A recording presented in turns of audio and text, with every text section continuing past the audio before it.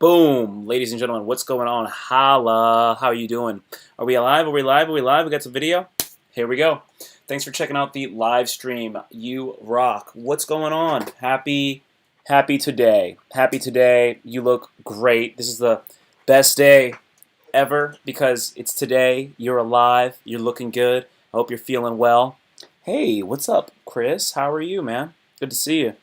I am chilling out here in the lab in the studio. No curtain behind me today. Trying to lighten up my life. I heard that they like it when there's no curtain up, so we don't got a curtain up.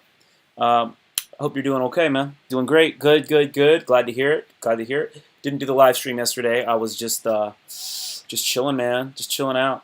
So you know what this live stream is all about? It's about improving your life in the most fun and educational way possible. That's the whole shtick.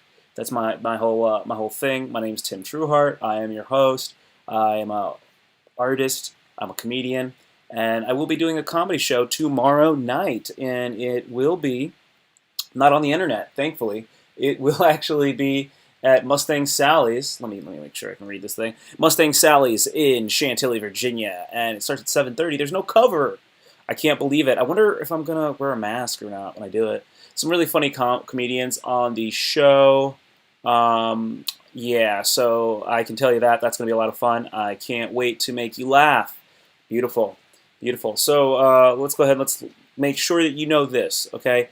Be engaged in the live chat. Be engaged in the live chat. It's going to make the whole entire thing a lot more fun for you and for me. You make it fun for yourself. If you have fun, I'm going to have fun. I'm going to have fun no matter what. This is my whole thing. I like doing this. So I'm happy to be here.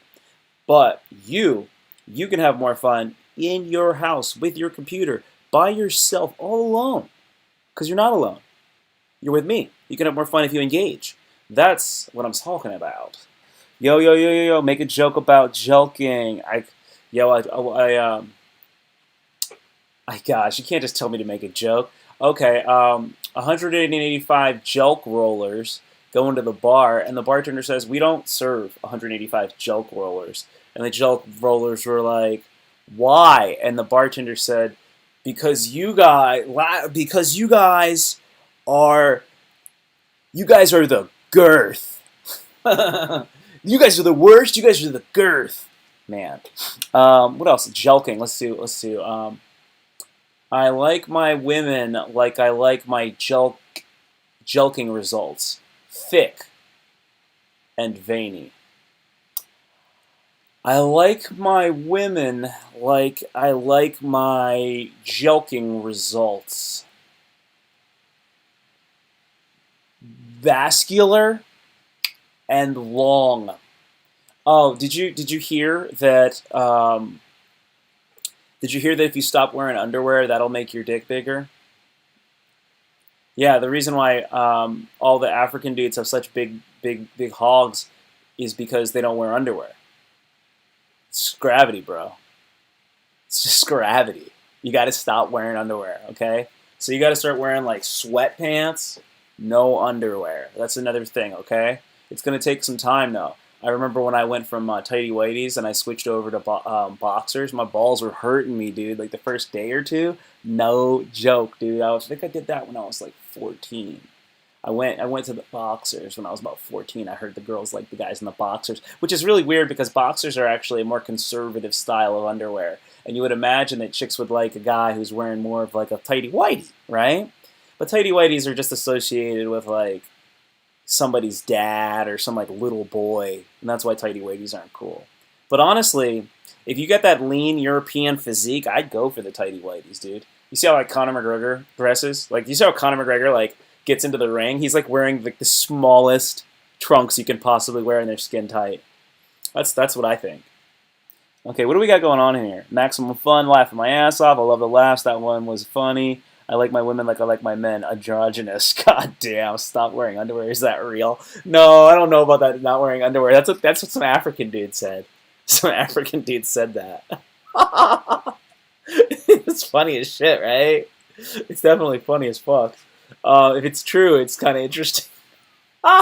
Stop wearing underwear, bro. But the problem, if you stop wearing underwear and your dick gets long, your balls will get long too. And that's the thing. You don't want to have long balls. They go like imagine if you played football or baseball, they'd be like, yeah, he's known for the long ball. God, if you had really long balls, you'd have like the problem is you're gonna get long balls eventually. That's just time and gravity. Because like old dudes, they say you're old when you go to take a shit and your balls are floating in the water. They say you're old. You got to lay your balls on your thigh, but you got to make sure that they don't like fall over and like yeah, you don't. Yeah, god damn. Have you ever? Your balls are long when you sit on them like they're your keys. Oh, have you ever sat on your keys? Well, try your balls. Way worse. Oh my god, my balls.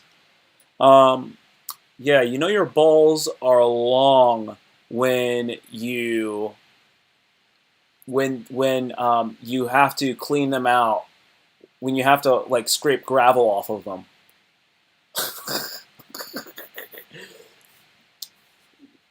Your balls are. Well, I was gonna say something about a wheelbarrow. A wheelbarrow. Is that what it's called? Is it a barrel or a barrow? How am I feeling? I'm feeling all right, man. I got a little bit of a headache. I think I'm a little dehydrated. Why? How's it seem? It seem like I'm feeling good? Hopefully I seem like I'm doing good. I'm rocking my this water's went rancid, bro. Hey, checking stuff out? No checking out stuff today? Are we just gonna can we just start a topic? Is that cool for you? Yeah. Yeah. Yeah, sure, dude. Toxic relationships. Fudge. Yeah, for sure, man. Okay, toxic relationships. Okay. Number one thing when we're talking about toxic relationships, let's go ahead and let's do a little edit here. We're gonna go toxic relationships. I'm gonna type this into the actual toxic relationships. You know what it's not called if it's a toxic relationship, it's not a relationship, it's a relation shit. And that's Dane Cook. That's Dane Cook's. I can't claim that. So a toxic relationship is one that will destroy you. It's not mutually beneficial. You want a mutually beneficial relationship, especially if it's one that's supposed to be romantic. But unfortunately, we run into this common situation where over time the two people in this union just get to this point where there are irreconcilable differences and they can't seem to work them out. Obviously, one of the issues is communication, major obstacle. And these differences, they seem to come up at all sorts of different times, weird times. You know that you have issues in the relationship when you're doing something that's completely independent of, say, the activity that you're engaged in. So you two are driving and you're going somewhere, and then you have her, she's navigating. You say, "Hey, kid, let me know when the exit comes up," and then she doesn't let you know. She forgets to let you know for whatever reason, right? And then you're like, "Hey, I thought you were supposed to let me know. You're supposed to be helping me." And she's like, "You always make mistakes." And then you go, "Wait, what?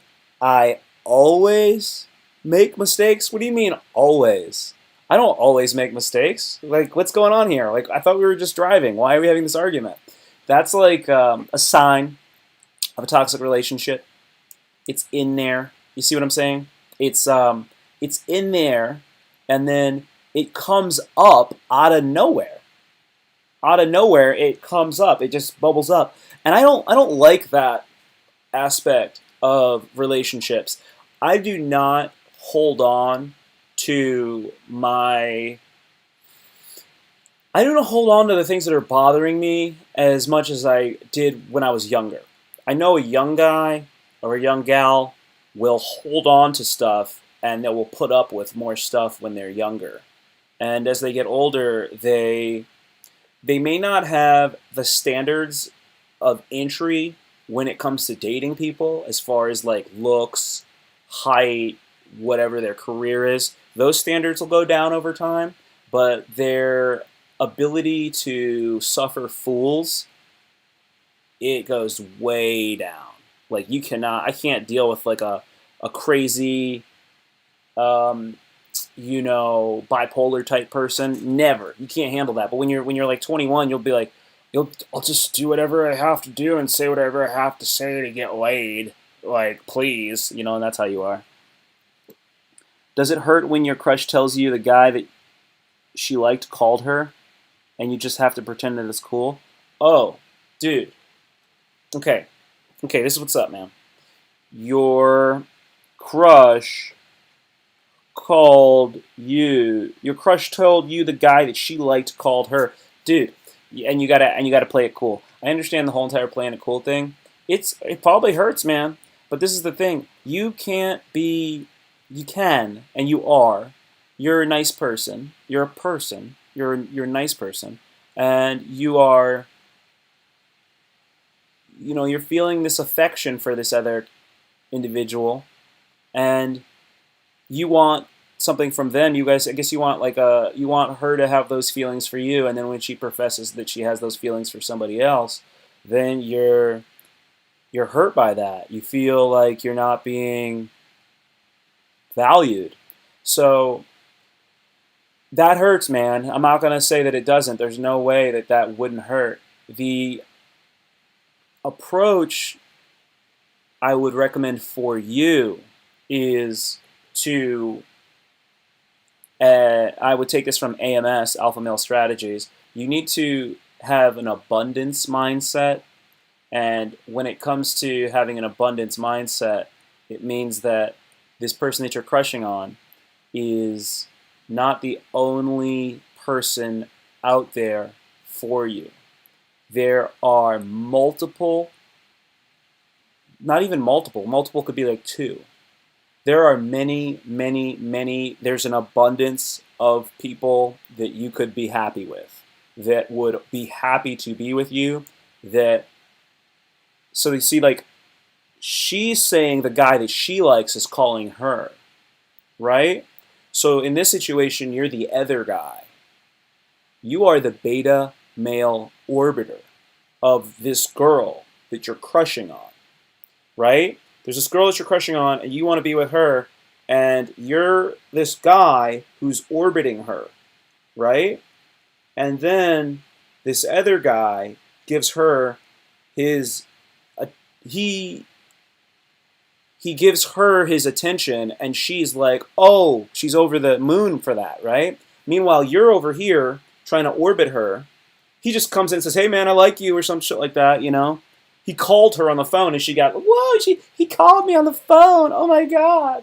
Oh, my God, I can't believe he called me. I'm so excited. And she's telling you about it because she's got you in the friend zone. See, that's why, because you're a male orbiter. You're her friend. She's not looking at you like sexually. See, this is the thing. You need to be that guy. You're not that guy. You're the other guy. You're the friend guy. So my point is, there's many people out there, and the dynamics of this situation, you are not the guy that you can be in this situation. I would try to never be that guy. You never want to be that guy, like wanting for this gal, and then you can't be with her. She wants to be with some other dude. You need to like step out. Let me see what this says. Wow, man, I really like this girl though. Okay, that is, yeah. So, okay, you really like her. Yeah, there's you can really like her, man. You're just sad about it, right? Did you tell her how you felt? You can do this, right? Women are more attracted to men whose feelings about them are unclear or questionable. It's mysterious. They're like, the woman is like, how does he feel about me? Like, is this guy really into me? You know? So if you're kind of like cool and you're playing it cool, you're a cool guy, and then she's like, I don't know if he's into me or not, right? Um, that's going to keep them engaged a little bit more. But there's also something to be said about having a very direct approach. See, what I just mentioned about like playing it cool is like she doesn't really know what the deal is, right? But this is not some like you don't need to be playing some long game, bro. That's the point. Like you don't need to play a long game. You can just like because you're young, so you can just apply a direct approach, and then if it doesn't work, what happens is you now know that she's not down for that, and you can move on, and you've already tried, so now you've freed yourself. You try, so that's the thing. If it doesn't work, now you know it doesn't work, and you can move on. She's blessing you. She's saving you time. It could work, and now it worked, right? Also, because you did that, now she's not going to see you. She's not going to see you as the friend anymore. She's going to see you as somebody that wants to fuck her, right? So she may like not want to fuck with you at all anymore, but she's not going to see you the same way because she's going to see you like that, and she may later want to fuck you. So see, the thing is, the idea is to not waste time hanging around a girl that's doing this kind of thing. The idea is to, at this point, try to make a direct approach, tell her how you feel about her. Don't be all emotional about it. Be like, yo, I'd really like to, like, you know, blah, blah, blah. Not like, hey, I want to have sex with you. But like, hey, you know, I think that it would be really cool if, you know, you and I could be together. Da, da, da, da, da, right? And you want to be smooth about it. And then if, like, you get a date. Set a date. I want to meet you here at this time, and then we're going to do this, and you plan it, and everything is like, you're the leader, right, on the date. And then from there, while you're on the date, then you're cool. You know, you set the state. You say we're gonna meet up on, yo, you want to go on a date sometime? She says yes. You say okay. I'll meet you. I'm gonna pick you up on Friday at 8. Boom. Okay. So then this is on Monday. You don't really talk to her until Friday at 8 when you knock on her door and pick her up, or like you text her and be like, I'll be there in like 20 minutes. I'll text you when I'm on my way. Yeah. She says yeah. She says okay, cool. I'll check you out. I'm pretty busy this week. I'll text you when I'm on my way on Friday. But I'll pick you up at 8, you know, and then that's it. And then you don't talk to her at all. And then that whole week she's like, well, I have a date, you know, I have a date, right? And that's it, man. And if she flakes, if she texts you like a day before and she says like, hey, are we still on for tomorrow? Say, yeah, of course, I'll see you tomorrow. Boom. And then that means that she's into you. Because if she's like checking to make sure, then she's thinking about you. And that's a good thing. But that's what I would do, man. That's what I would do. You've been told her, but she doesn't exactly now. No. Like, playing with her mind so she gets interested. Jordan headband. Oh, yeah. Okay, you're playing with her mind so she gets interested? All right. She doesn't exactly know. You've been told her, but she doesn't know. How does she not, like, so then you haven't made a direct approach. If she doesn't know, then you were not clear, man. You got to be clear, bro. And this is like we're talking. I thought we were talking about toxic relationships. See, you're just trying to do this thing for like you want straight up advice. I'm giving you advice. This isn't even a toxic relationship.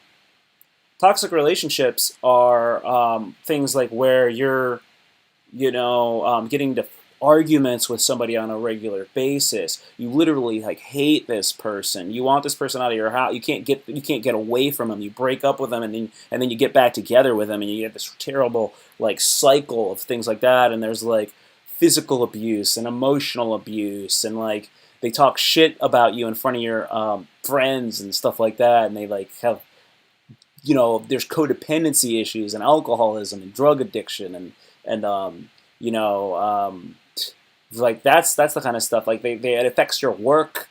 That's like toxic relationships. Yeah, you're just changing the subject. Oh, okay.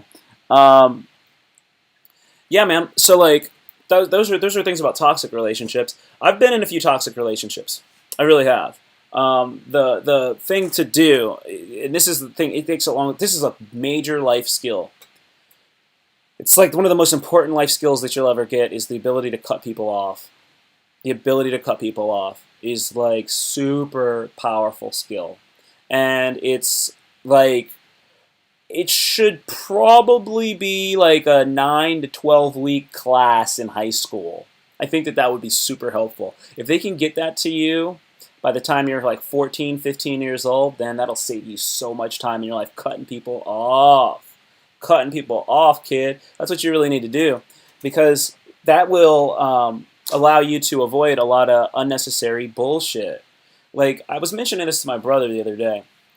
So, when it comes to creativity, for example, this is going to be a whole entire like analogy to cutting people off.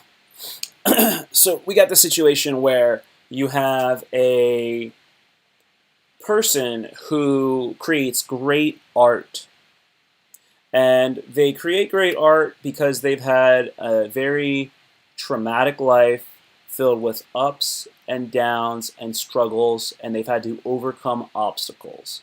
And most of the creative work that they've produced has come from the drama of their life, and the act of creating the art is a therapeutic catharsis that allows them to manifest and relive and psychodramatically transmute their feelings through like paint and clay and whatever form, rap music, however you want to slice it. They use some sort of media and they disseminate these emotions, and that's how they create their art. But it all came from like this place of like pain, right? But it's a form of creativity. And then you have somebody who was in a loving home. Like their parents have been married, their parents have a great relationship, their parents make great money, they go to a great school, they have good friends, they never got involved in drugs or alcohol, they did well in school, they had good teachers. Everything is good all the way through. They learned meditation, they have like some spiritual belief in something, they don't really have any addictions, they don't overeat, you know what I mean? They're pretty measured, but they're not like a square. And then that person does creative stuff too, and they actually do things to foster their creativity, like they meditate, they exercise, they drink water, they read books about whatever. I'm hearing weird noises. Cool. All right, I think everything's fine. So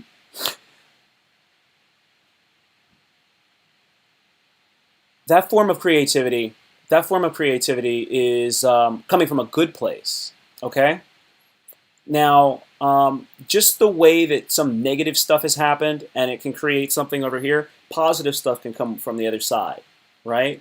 You can have somebody that's had a screwed up life and they still become creative. You can have somebody that's had a perfect life and they're still very creative. It doesn't have to be all screwed up to like, you don't have to go through a whole bunch of shit to learn. It doesn't need to be that way. There's, like I wouldn't say that like, somebody like Justin Timberlake has really struggled as much as somebody like Amy Winehouse did, pound for pound at the same age.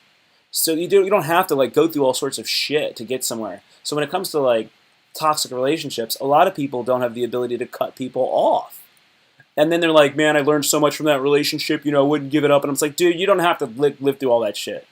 You don't have to live through all that shit. You can cut the motherfucker off. I know, like there's like gonna be another person that's gonna come, just like there's gonna be another train.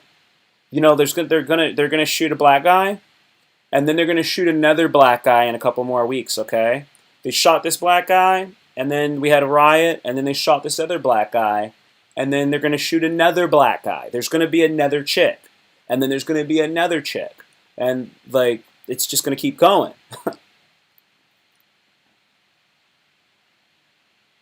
Got out of the toxic Twitter relationship. Good. I love that, man. I'm so happy. I'm so happy you got out of that shit relationship. Yeah, Chris, dude. None of that, man. You're better than any bullshit. Dude, you're like you got your own house. You're a grown-up guy. you're ready to rock and roll, man. You're a cool dude. So there's nothing to worry about. Like you have so much at your disposal. Okay, so is that good when your crush doesn't like you, but she always says you have some good characteristics? Hashtag 300 subs, 2 subs away. Ha ha ha ha ha. All right, so let's see. Okay, is it good when your crush doesn't like you, but she always says that you have good characteristics? Nah, I mean, I don't know, man. To me, it sounds like, I mean, I do know. I know what I think, and this is how it works, okay? There's only like a couple types of attention. Okay? There's a couple types of attention. There's like the attention that you would give like a friend, right? That's like a mutual attention. And then the other two types of attention, they work themselves out. So it's like this. You and me, you and I, you guys out here on the live stream, anybody who watches this live stream later or whatever, this is a mutual thing, right? I'm giving you something, but you're getting something. I'm giving you something, you're getting it, you're giving me something, I'm getting that. Like there's a feedback here, right? So we got a nice feedback loop. That's friendship. That's mutual. There's some synergy. Now, then there's the thing about attention, like that this woman is getting she's getting your non-sexual attention. She's getting your non-sexual attention, and she's getting validation from that. That's what she's doing. You're not, but this is what you want. You want her sexual attention. You want her sexual attention, and she's not giving you that. And you're not getting the same validation that she's getting, because that's not your end game. She doesn't want to. If she wanted to bone you, she would have probably already done it. Okay? If she wanted to bone you, she probably would have already done it because she could, because you would let her, right? But she doesn't have to bone you because you will still give her your attention. And you, as a guy who wants to bone her, giving his attention to her validates her, and she doesn't even have to have sex with you for it. Okay? So the guy that she's gets called on the phone by and she's over the moon for, she's gonna go fuck that guy. And he doesn't give her the attention that she gives. He doesn't give her the attention that you give her, but she's gonna go fuck him. He's not giving her his attention, but she's giving him her sexual attention. She's giving him sexual attention. You are the other guy. You are the other guy, man. And it's the dynamic. See, he's like the Chad in the scenario. Unfortunately, he's the Chad, is what it seems like. So, yeah. I'm just trying to clap, LOL. Right? Doesn't get to have sex with me. Yeah, like, you know, this is the one thing. This is the thing. As I said this before, this is not my work. This is Casey Zander's work. Most women are not worth your nut. Most people aren't worth anybody's nut. They're like for you, there's not like a lot of people out there that you should be giving your sex to, bro. And this is what I mean, like this, because this is the thing. You're giving her your non-sexual attention. You're giving her your attention. I'm sorry. You're giving her your attention, but your attention is time. You're giving her your time, and you're not getting anything back. This is what you want. You want her to want you and want to be attracted to you, and you want to have a physical relationship with her. That's what you really want, right? But you're working this long game to get that thing, and this is not the approach, man. The approach is you go and you step away because your time is valuable, and then she's gonna feel a lack of your attention, and then that will draw her back towards you. You need to what we would call pull back. You need to pull back your attention from her, create space, maybe go no contact for a little while, and then that's gonna pique her interest because she's gonna be like, "What happened to Michael?" Right? That's what you do, and you're busy, man. You are busy. You're busy doing the things that you're supposed to be doing because you're trying to achieve something because you have a purpose that you're going after. That's actually what's going on, right? And then she's like, "Hey, what's been going on? I haven't talked to you in a few days." And you're like, "Oh, I've just been really working all the time." And like the thing is, you've been like working on like whatever you're trying to do. You've been doing like waking up early, doing push-ups, drinking a gallon of water, like working on your like strength training regimen, looking for jobs, making sure your room's clean, just telling your abuelo and abuela that you love them. You're doing all sorts of shit like that, right? And you're busy. You're reading books, and that chick's just trying to get you to like listen to what the fuck she's talking about. And you're like, I don't really even have time to do this. This isn't going to help me like make $1 million by the time I'm 40. No, no, not at all. That's where you need to be because that's the idea. That's actually more attractive. The guy that's barely got enough time for you, but he wants to be with you, and when he gets time, he's got 100% of, you have his 100% attention. That's kind of what the woman wants. She wants a dude that's out there hustling, just going hard, trying to just become like Mark Cuban or Dana White or, just like really achieving a lot of shit. That's like what the woman wants, and then when he comes to her, he's like, yeah, I'm ready to hang out. Let's just hang out. Let's just chill. But like the thing is, you got to be on your game all the time. You cannot be around a woman. You cannot be around a woman all the time. You got to be out there working. And the thing is, the women don't know that that's how it is. And what happens is, then they want you to not spend so much time doing all that stuff, and they want you to spend time with them, and then that actually fucking kicks you off of your fucking game. It knocks you off your mojo. Because you know that when you go to work, there's another motherfucker at the very next cubicle beside you, and he's going hard. He's making 100 calls a day. You're supposed to make 100 calls a day. You're supposed to make 80 calls a day. You're making 75. The boss is like, you need to make 5 more, Reynoso. And then this other motherfucker in the cubicle next to you is making 100, and you're like, fuck! And like, you got to be focused at work. And then when you get home, you got this woman, and she's saying, hey, you shouldn't stay an extra hour every night trying to get all those calls in. You could be home spending time with me. We could watch 90 Day Fiancé. And you're like, I don't even want to watch 90 Day Fiancé. I'm just trying to fucking squeeze your ass a little bit, yo. What the fuck?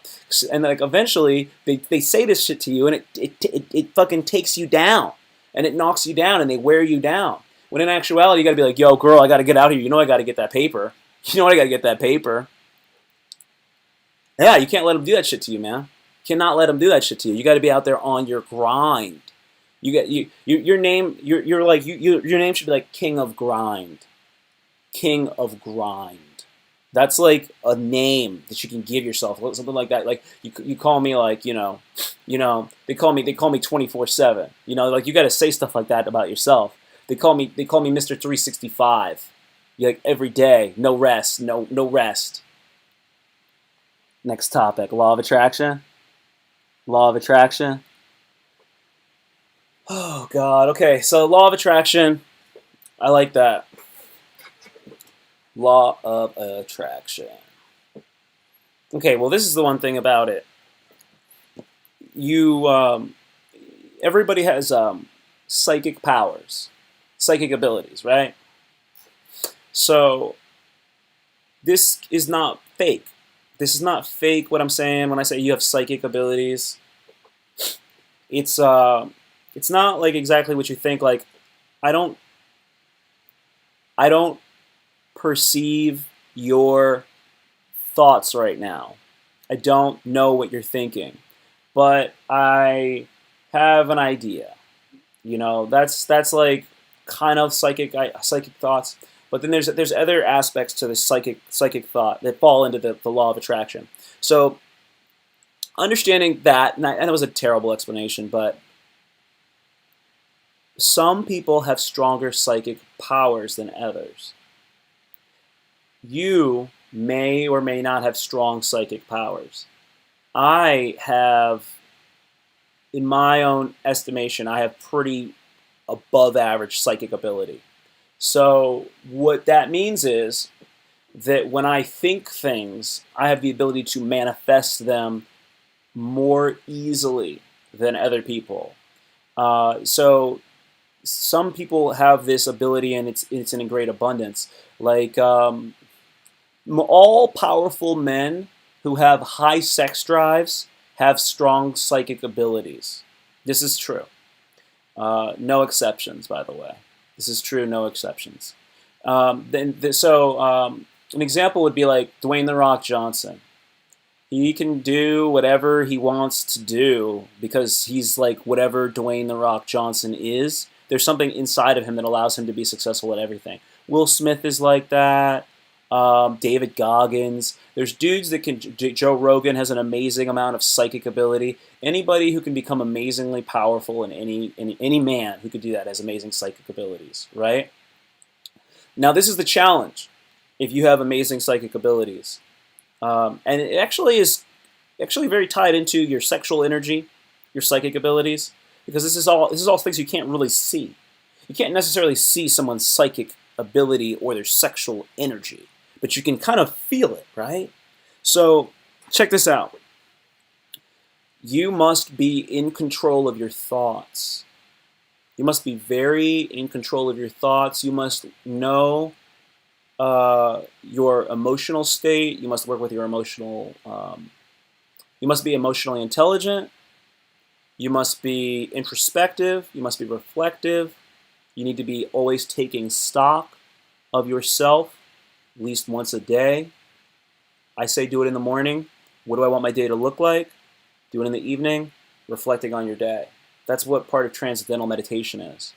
But the thing is, you need to always be focusing on what you're trying to achieve, positive thoughts, positive energy, high-level vibrational thoughts, acceptance, love.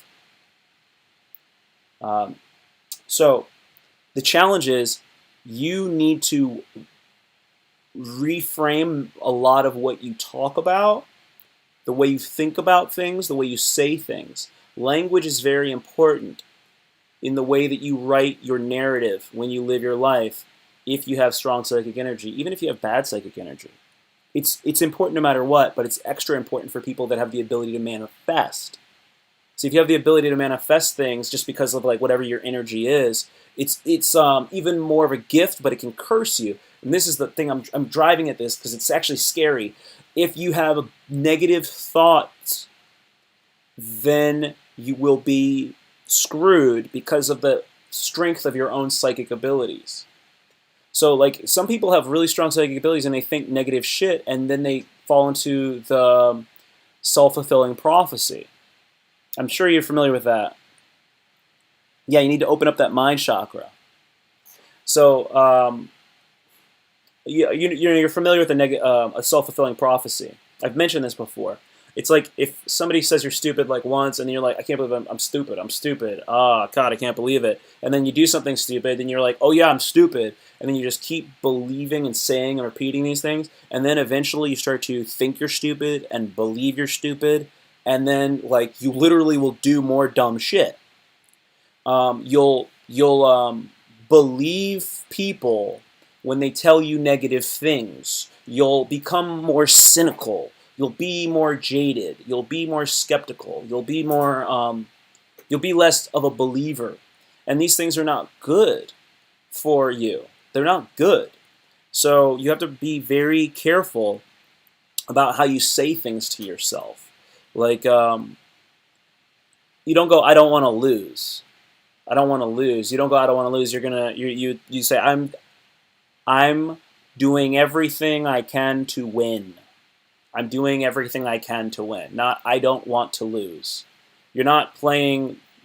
So some people, I'm playing to win, but a lot of people are playing not to lose. If you've ever heard that term, a lot of people are playing. They're not playing to win. They're playing not to lose. You play to win. I don't like to actually say try, and I got that from Yoda, obviously.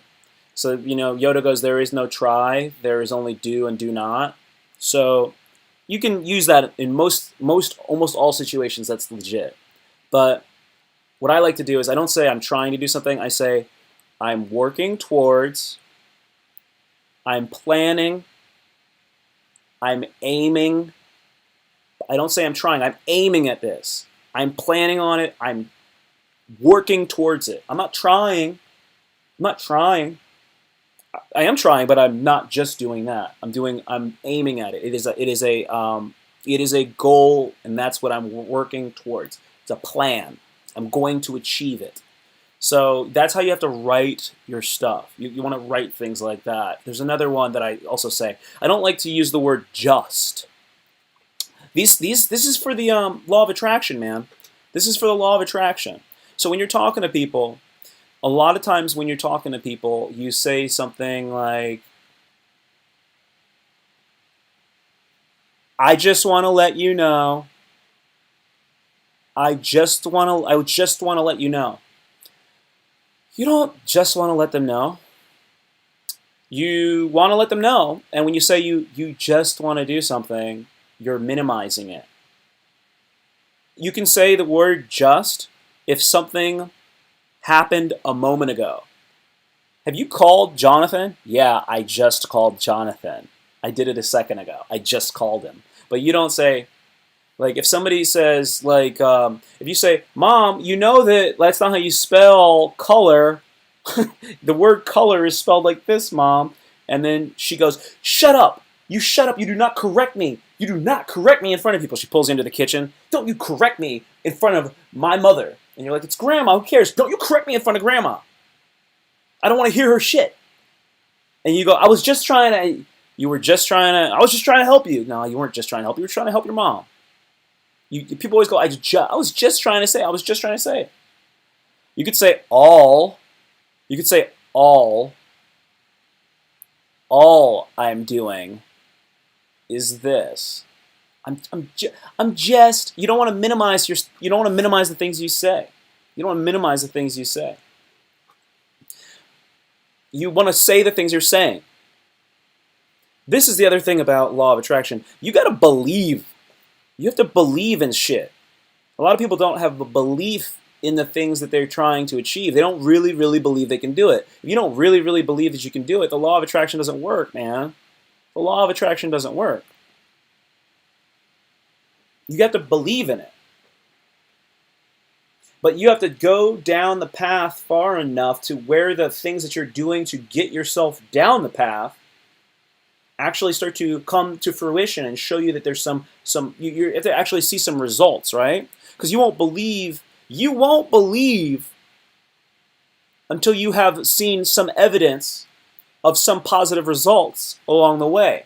And then at some point along the way, then you go, I do believe this shit is actually effective. And then at that point, then you believe, and then you can continue on the path. That's why you can't have a goal. It's way, way, way down there. You got to break that goal down into intermediary steps, and you got to be like, I'm going to get around the block once. That's my goal. And then you do that, and you're like, wow, I got around the block. That's a W. Around the block, a W. 2 times around the block, that's 2 W's. And then the ultimate goal is 10 times around the block. But you got to get a W, a W, a W, a W, like that. Write down goals, guys. Set reminder. You write down the goal, and then you reverse engineer the goal, and you make all the steps towards the goal. But you write the goal's here, and then you write all the steps to get to the goal, but you write it backwards, and you keep writing it backwards until you get to like where you're sitting in front of the table, because you're thinking about it in the first place, right? So it says like, I want to get to the NBA. Okay, well, you want to get to the NBA? Well, you got to get signed by an NBA basketball team. Okay, how do you get signed by an NBA basketball team? Okay, well, I got to be in a training camp. So I got to get drafted. We got to get drafted. How do you get drafted in the NBA? Well, I got to be on some sort of college team or a professional team, or have to be one of the best basketball players in the country as a high schooler. Okay, cool. Well, how do you get on a professional team? Well, I gotta be one of the best players in the nation. How do I do that? I got to go to a camp. How do I get to a camp? Okay, well, I got to make $500 so that I can pay for ABCD Adidas basketball camp in Newark, New Jersey. It's in 3 years, and I'm 14, and by the time I'm 17 and a half, I need to be ready to do that. Okay, cool. And then that's what you got to do. And you're like, well, how do I do that? Well, I got to wake up every morning at 6 a.m., and I got to run 5 miles every morning. I got to do 2 hours of just basic drills. I got to get all A's in all my classes so that I can be like a smart scholar athlete. I got to fucking get a tutor. I got to not do drugs. I got to not fuck like every white bitch that wants to suck my dick. I can't fucking do that, because if I just let all these white bitches suck my dick, I'm gonna I'm not going to be able to fucking practice as much as I should because there's going to be too many bitches on my dick. Can't happen. I have to, because the thing is, I can get a fucking R&B bitch on my dick if I hold out till I'm 24, and then I can still fuck a little bit on the way up, right? You want to be in the fucking NBA and all that shit. You got to use a condom all the way, all the way, all the way up, man. You can't be fucking anybody. Get a kid, throw a kid in there. That bitch is gonna put a monkey wrench in there because she's gonna want to have some of that fucking aspirational basketball genetics up in her vagina to make a person.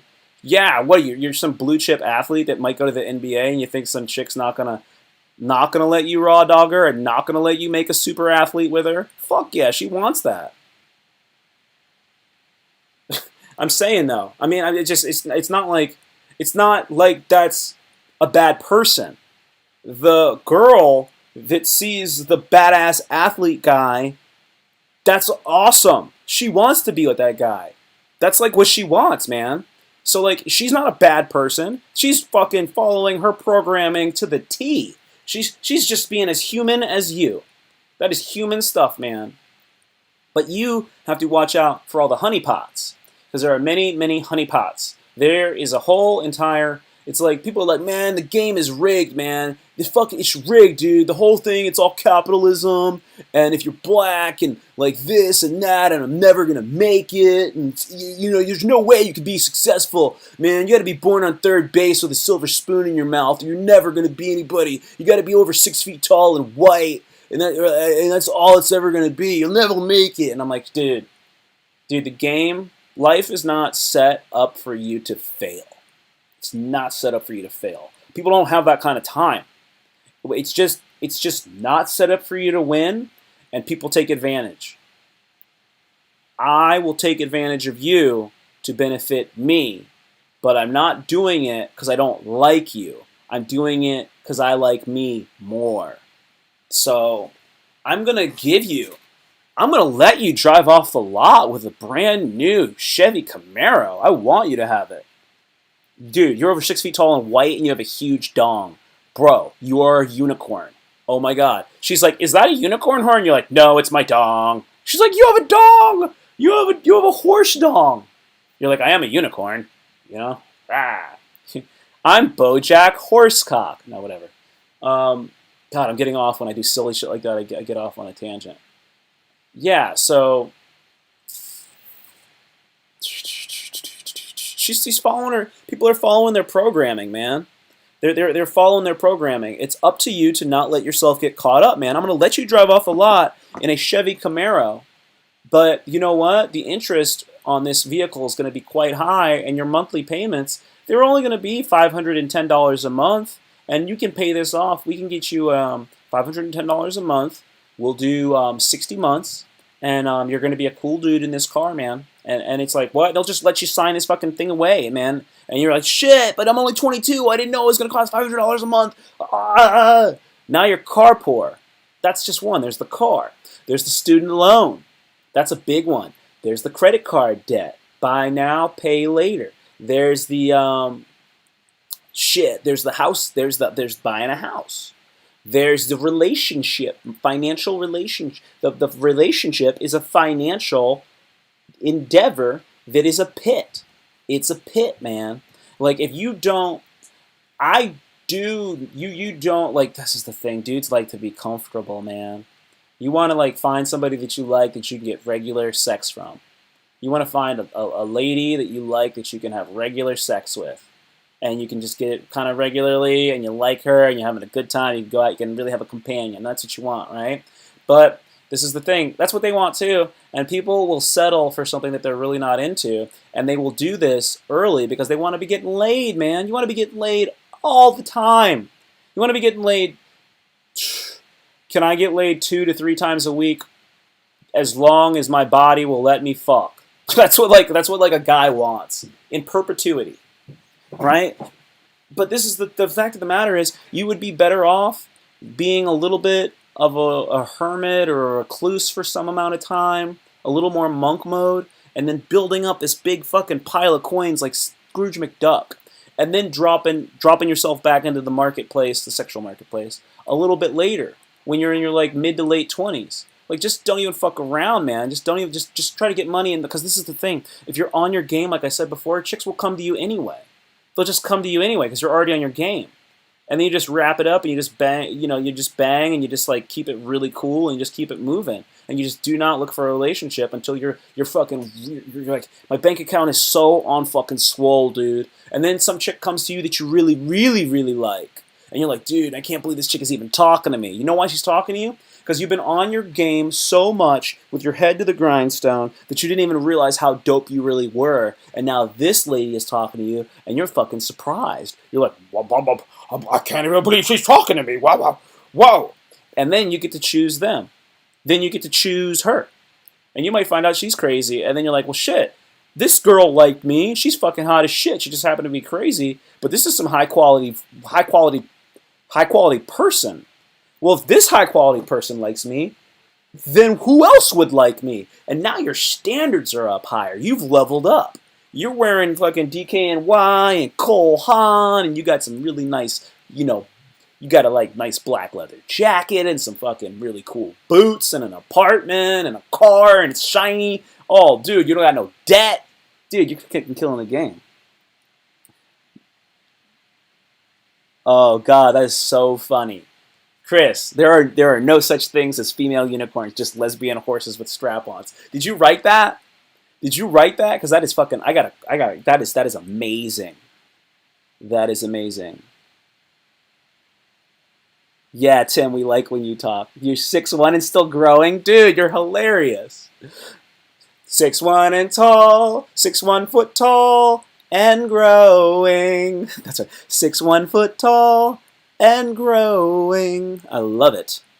Dude, that's the fucking thing, man. Goddamn thing.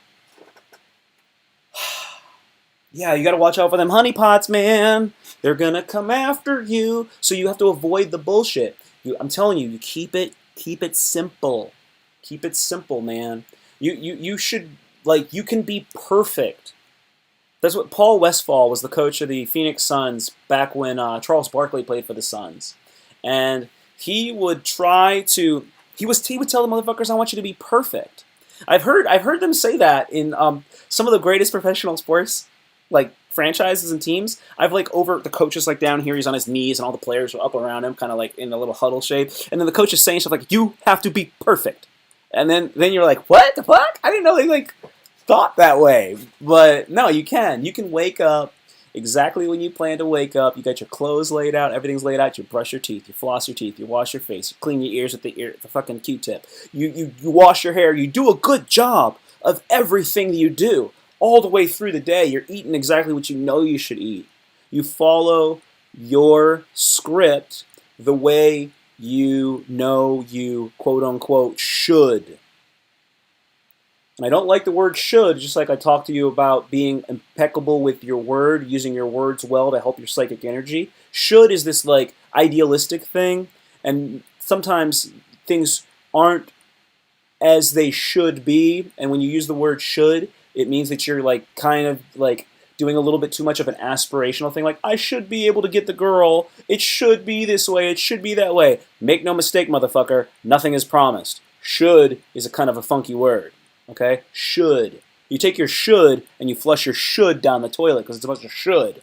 But you have an idea of what you can do. I can do this. I can do this. So you do it. You don't try. I can do it, so I do this thing.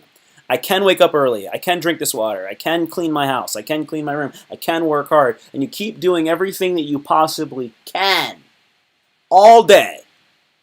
And then at the end of the day, you go lay down and you feel so fucking satisfied. Oh my God, you are so satisfied with yourself because you did everything you could do that day.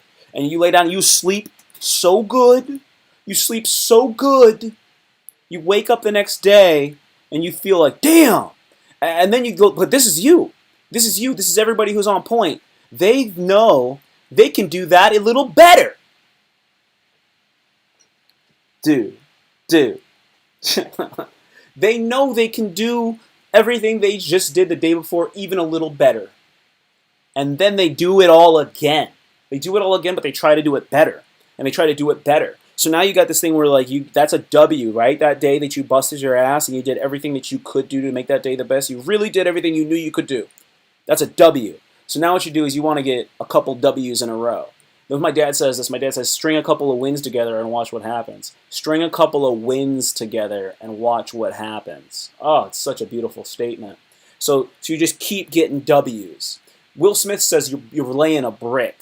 And every day you lay a brick, a new brick. Every day is a perfectly laid brick, and you're building this giant wall. And then before you know it, you got this amazing wall. No Mexicans can get in. I'm kidding. You got this amazing wall, and it turns out it's actually eventually becomes a beautiful cathedral. And that cathedral is a metaphor for your life that you've built. You built a castle. So you can be perfect, man. You can really, really do that. You can have these perfect days. But it's hard. But this is the thing. It's the easiest hard thing. It's so much easier to when I say try, it's so much easier to do everything that you can do to the best of your ability than to do anything that you don't want to do at all. Because you probably want to do something that's not the easiest thing for you, but it's the thing that you desire and you aspire towards, and it's like your purpose and it's your drive. And that thing it's probably not completely out of the realm of possibility for you to actually achieve. But it's a little bit out there. That's why you're trying to go for it. That's why you want to go for it. So when you do everything you can do to get there, it ain't going to be easy, my friend. But it will be a lot easier than doing some shit you don't want to do or some shit you have to do because of the situation that you find yourself in. You know that, right? Just like I said before, it's it's not easy to always tell the truth and always be honest. It's not easy. I'm going to talk about that in a second. I see that. It's not easy to do all of that. To tell the truth, be honest, faithful. But it's a lot easier than lying. It's a lot easier than living in a lie and feeling guilty and shameful. Okay, what about astral traveling? You're talking about astral projection, astral traveling? We can talk about that. All right, so are you familiar with lucid dreaming? Do any lucid dreaming? It's not easy being green. Oh, dude, I'm the greenest. I'm the greenest. This is only my first time on Earth, bro. This is only my first. Actually want to write that down. This is only my first time on Earth. This is only my first.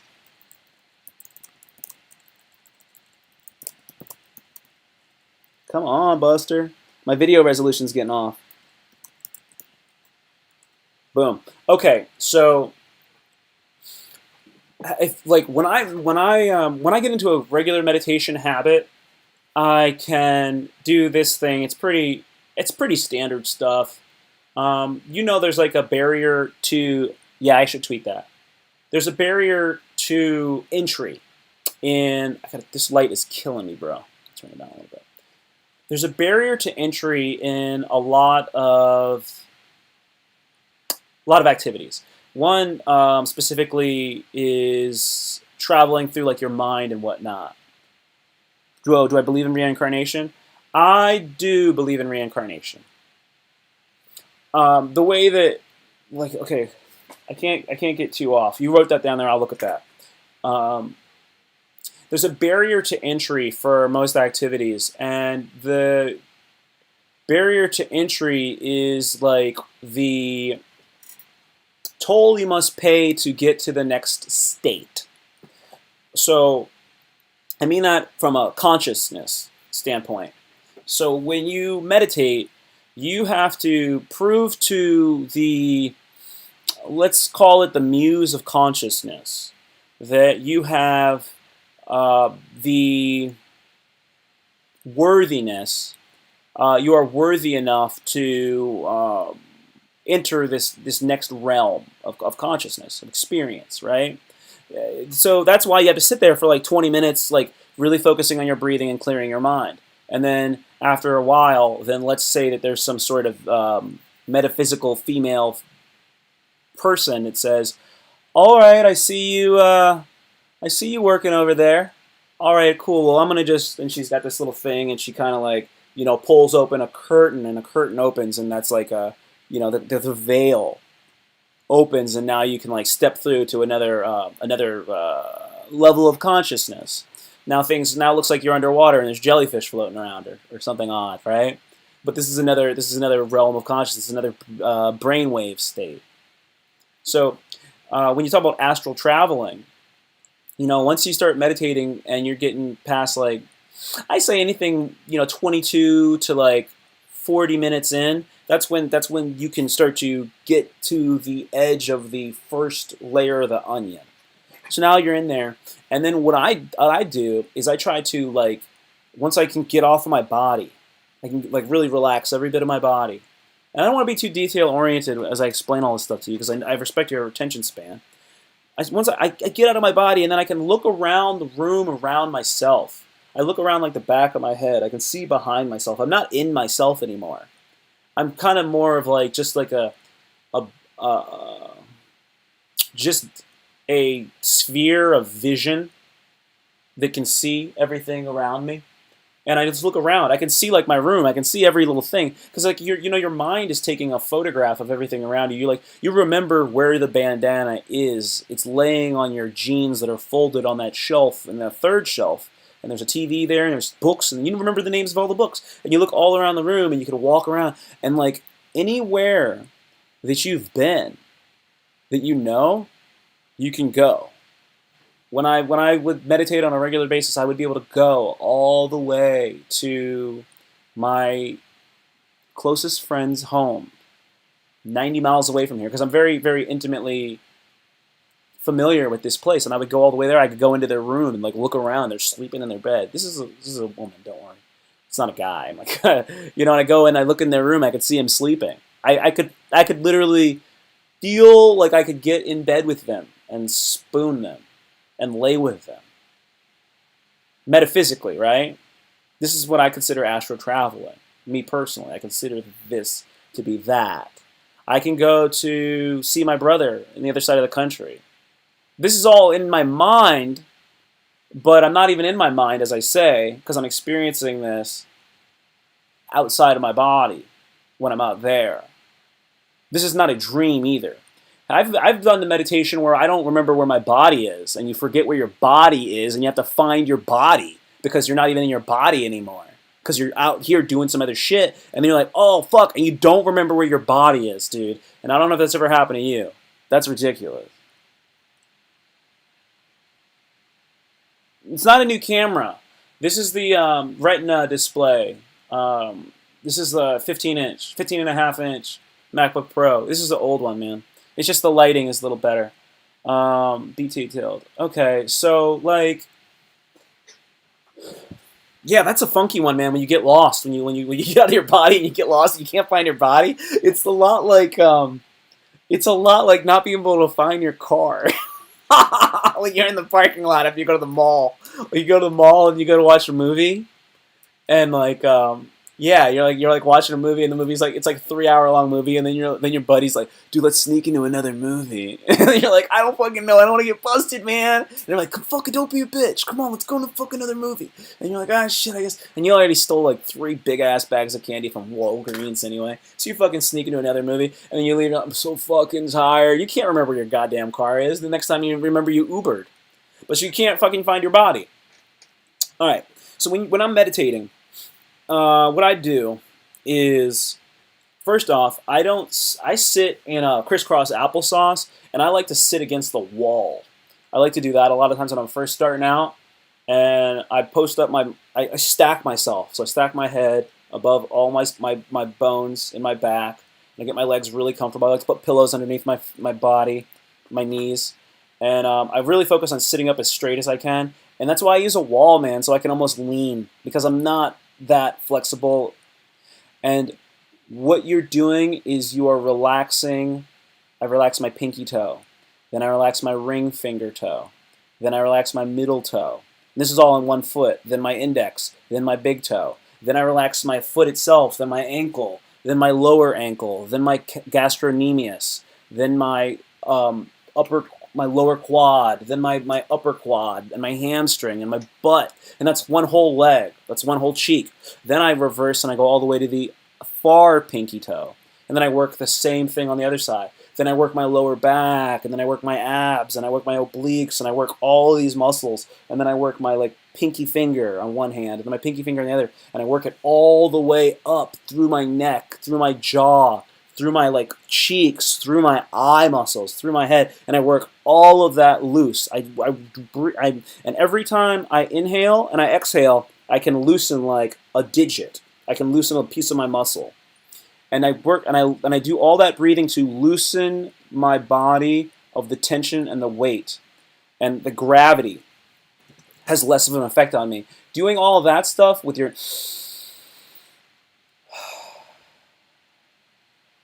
that's like one inhalation. I do that, and that loosens me up, and that doesn't take that long. And that's actually the process. That's the barrier to entry to loosening the body, to freeing the frame, to meditating. Because you got to free your frame before you can free your fucking mind. Dude, no way, no doubt, dude. No doubt, man. Thanks, Chris. Yeah, that's just a little bit of it, man. That is just a little bit of it. Loosening all my shit up, freeing my frame. Yeah, so I do all that stuff just to loosen up my mind. Let me see. Yeah, when they leave, it makes me all fucking. It throws me off. It throws me off when everybody leaves.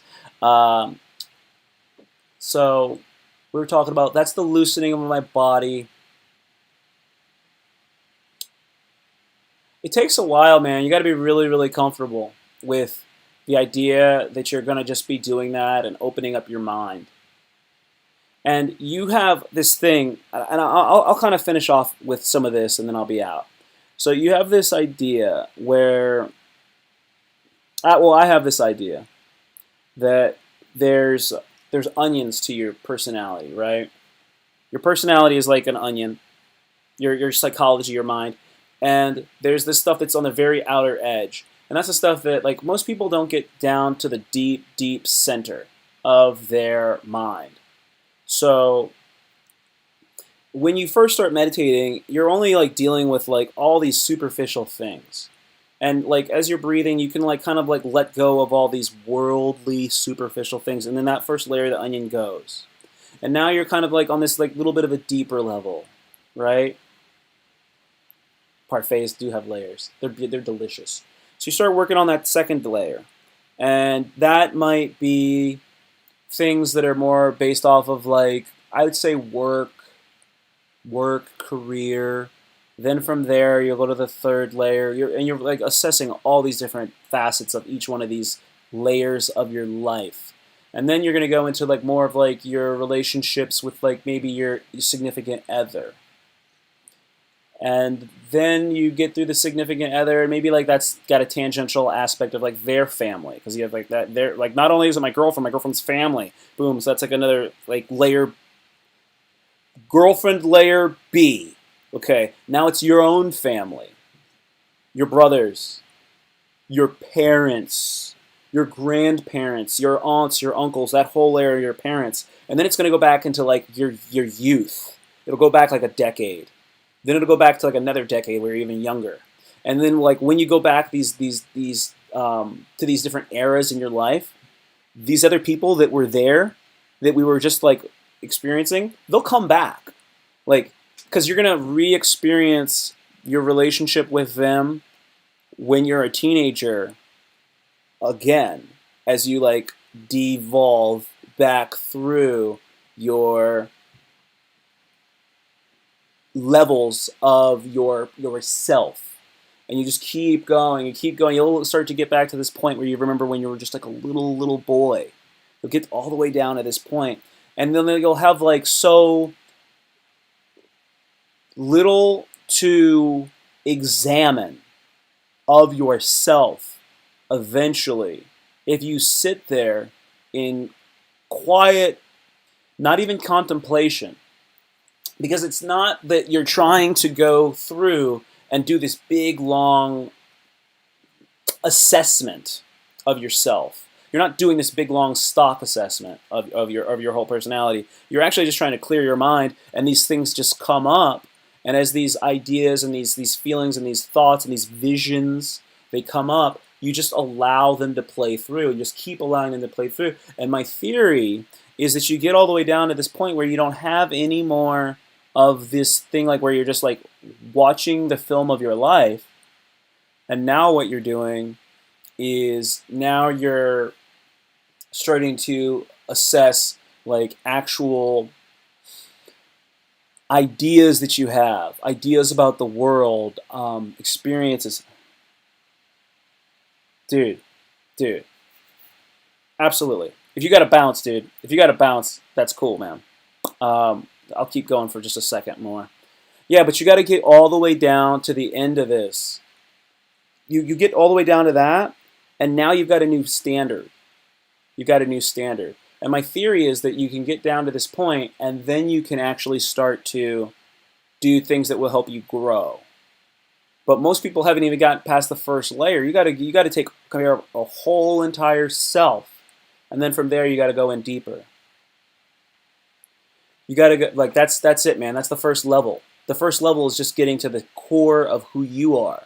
Because once you get all the way down there, then we can actually start to get to where we start doing things that are creative, and we can actually start to grow.